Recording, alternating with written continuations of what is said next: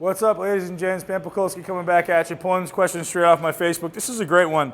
Adam Filipowski, sorry, how can I butcher that, right? How to optimally develop a wide and thick back, developing the mind-muscle connection and examples of exercises. Adam, where you been, bud? This is what Mi40 is about. So the reason I chose this question is because it's really important that you guys realize that everyone goes, well, this exercise is for thickness, and well, this exercise is for width. That's a complete load of crap. Ultimately, it's all about different muscle fibers in your back. A great way to explain this is in terms of planes of movements. So as far as your back goes, you need to hit your back along every plane in a continuum. So you need to hit your back in what will be a vertical plane, so literally this way. And then you would need to hit your back on a slightly less vertical plane.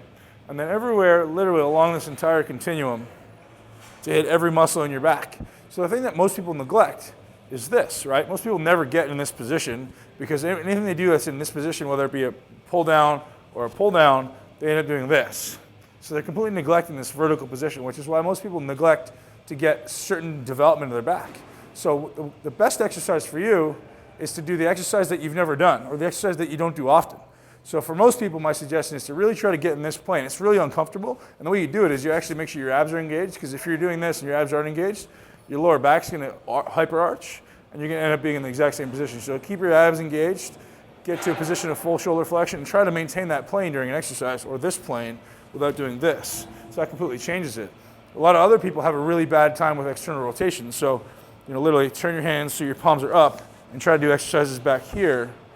Really, really good thing for your mid-trap and mid-back. A lot of people say, I have a hard time developing that middle part of my back. There's your answer. A lot of the time, it's just because you're not getting that external rotation and extension of the shoulder joint. So there's some really good tips. If you want more tips, check out Mi40. I mean, I can't do all the exercises for you. I'd love to. They're all included in Mi40, as well as the logic as to why you do this exercise versus this exercise. It has nothing to do with width versus thickness. It has to do with hitting every angle along that plane.